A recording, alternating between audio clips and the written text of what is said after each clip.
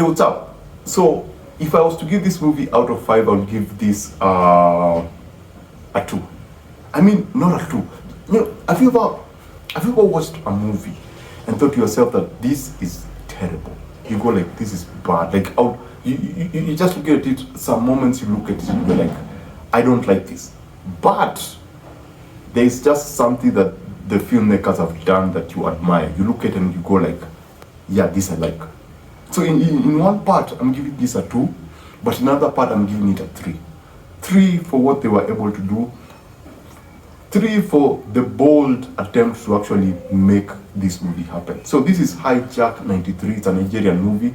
And the perfect way to describe this movie is that it's a bridge between old school Nigerian and new school Nigeria. These clean, glossy films versus the old overperformance of the previous movies, because it blends. Now let me just start with the terrible. Number one, the editing. Oh my gosh, the editing is, I was almost losing my mind with some of the editing decisions, especially when the action actually begins, when they take over the plane, starting from the first moment when that one of the characters gets one of the hair or stress and then go out there and say that they're hijacking the plane. From that moment I was like, what's wrong with this? The editing is so off-putting in that, you know, the way when a scene begins in a certain way and ends in a certain way.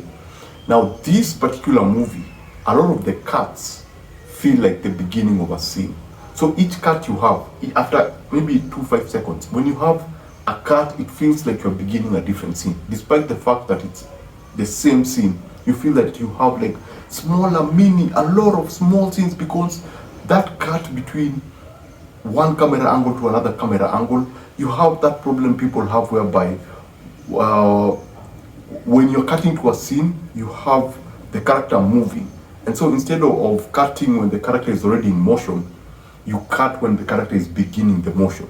So it feels off. It feels like they're beginning something rather than continuing something. If you're cutting from a person, say, pointing, you can't cut from he's just about to start, and then when you cut to the other camera, he's starting again to point. So I thought the editing was pretty off. The editing was so frustrating, and the pacing, that it got to the third act, to the end of the movie, and I thought it was the beginning of the second act.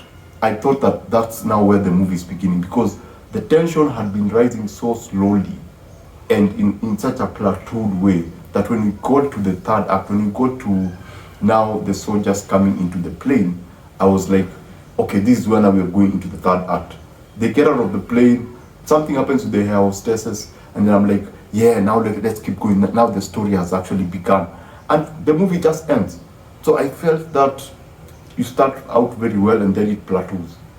And then at the third act, that's when now you feel like we're going into the second act. So that was a problem with the pacing. The other thing that I did not like is the Nigerian thing. I'm going to get to the good stuff, but I'm just talking about what I struggled with. That Nigerian style of performance for me, I struggled with. You know, that over-expression. That when someone is surprised, they have to show you that they're surprised. When someone is, like there's a scene where one of the character loses someone. And so they're on the streets holding that someone. And it's like you have that moment where people are surrounding the character, there's blood on whoever. And then that guy has that Nigerian look of a person who is like, oh. And I'm like, come on, really? And these are, like, you could turn the audio off and you could tell that this is a Nigerian movie based on just how they were expressing themselves. Like there are moments when we get flashbacks and then we get this moment where they are pushed to do something. Like there's one character who learns something about the father, and then he goes into the bathroom and then he's there like, it's like overperforming. And I'm like, you don't need that. You can have the guy just look down and then punch the mirror or punch the wall a few times, injure his hand, have a guy outside come and ask him, dude, are you okay? So I thought I really struggled with Nigerian overperformance. I find it to be annoying in a way, and I find it to be over the top, because this is not a stage, this is a screen. You can capture moments quietly and actually communicate what you need to communicate. You don't have to over-express. I find that extremely annoying. Now, Apart from that, again, now we go back to the story structure, and this goes back to the pacing. Now, this is based on a true event, so I don't know what actually happened. Maybe whatever was happening is what actually happened, but there was just too much going on. I don't know if it was meant for tension, but there's just so much going on between the four guys. You have some who are like, yeah, let's do let's pour this thing and do whatever you're supposed to do, and then they flip, and then at another moment they kind of now work together again, and then when that one person finds out something about the dad, he just now wants to do it to everyone. I'm like, it's just everywhere. I would have wished, and I think this would have worked better if they would have just focused on a single character, so we see everything from that character's point of view, because it kind of flips. It kind of jumps everywhere with the characters. One moment we are with the flight attendants, the other moment we are with the pilots. They have their own strategy. The other moment we are with one of the characters, then we are again with this other character who has like this 90s haircut. So it just felt like it was everywhere. Then we have this guy who recruited the hijackers. We also kind of get a touch of him. And I thought, this is just so much. I wish it was just streamlined and we could see everything from one single person. We were following one single person, because at certain points the movie loses the audience. It lost me. I was like, okay, I understand what's happening right now, but there's just so many things happening at the same time that I feel kind of lost. I'm not sure if one person is or against. I'm not sure if one person is going to flip on them, and I'm not sure whether this person is with them, you know. And some things happen too early in the film. Like there's a particular argument that happens between two of the hijackers, and I'm like, wait, they just hijacked the plane right now and they've poured whatever they've poured on the people, and they are starting to argue this particular point. But anyway, I don't know, maybe that was based on the true events. As I said, maybe it was as chaotic as it was. So those are the kind of things that I struggled with the film. Now, what makes me give this a 3 instead of a 2? Number one, the cinematography. I think they made an effort. There was an effort. You could see the effort in the way they were experimenting with the camera. There was some sweeping moments with the camera on the airport. There is an action set piece, a very quick action set piece where it's hand-to-hand combat. They use shadow and the darkness very well. There's some just good framing with light. Like there's this pregnant woman, and so they use that particular moment to frame her in a very interesting way, using the darkness. There's also the general look of the film. It looks glossy. It looks like a modern movie. It looks like something that you feel like money was spent in the look of the film.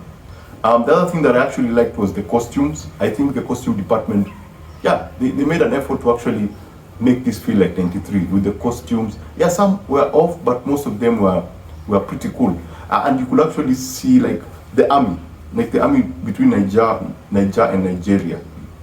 You could see the difference very clearly in the outfits. The pilots looked the pilot. The hair hostess looked fantastic. I mean, that design of the outfit was pretty cool. And generally everyone else looked really, really good. Like the rich people who were in first class looked totally different from the people in the other classes. There's a distinct look between all of them. And the hijackers had that 90s look, the jeans t-shirt. You could feel that the texture of the t-shirt looked like something from the 90s, so I thought that was pretty cool. The other thing was casting. As much as these actors overperform and overdo everything, they kind of look like, proper actors. Yes, there's a character like this who I would look at and go like, this is a quintessential Nigerian actor, because he looks like a Nigerian. And at some points I was like, yeah, it's going to be used for a particular emotional moment, and it's going to do those emotional Nigerian, because he looks like a West African. You can see that person being that over the top Nigerian. There are characters who look extremely cool, like as I mentioned, this character. And then there is one of my favorite characters. Oh my gosh, this chick is beautiful. Oh my goodness. I was like, oh man, she's so pretty. I mean, her role is essential but very small. She's like, do I want to spoil it for people? No, I won't spoil it, but she plays a big role in communication. Let me put it that way. I thought that she was yeah, she was like super good looking. I didn't mind every time she popped up on screen. The hair attendants, hair hostesses look fantastic. Perfect casting. The pilots also look really good. I thought outside the over-the-top performance in terms of casting, they did a great job. Now, the biggest reason that I'm conflicted when it comes to this movie is the idea, the general idea. The idea of hijack. You know, you wouldn't, it's a natural to see, it's a bit ambitious. You know, for an African movie to say, we're going to make a movie whereby some people hijack a plane, like a full plane. Yeah, I thought that was pretty cool. And they actually, it's decent. I wouldn't call it bad. It's decent in the way they actually kind of structured it. In that you see the interiors and you kind of buy that these are people on a plane and they're going to a certain point. Yes, you can't buy the fact that they've been hijacked and they're not as panicked as you'd expect. But generally that idea of let's make a movie about hijacking a plane, I thought that was pretty I thought that was pretty bold. It's an effort that I can't pretend I can go like, yeah, that was terrible. This should go away. The fact that they actually made it happen and actually completed a film about hijacking, 100% African, I commend them for that. I commend the creators for that. And yeah, as I was saying, when it comes to casting, there is the teacher, the guy who trained the whatever, the people. Once they go into the backstory of these people, I was actually invested, you know, because you have this, it could have been sensationalized in that you just straight go into an action movie once they hijack the movie.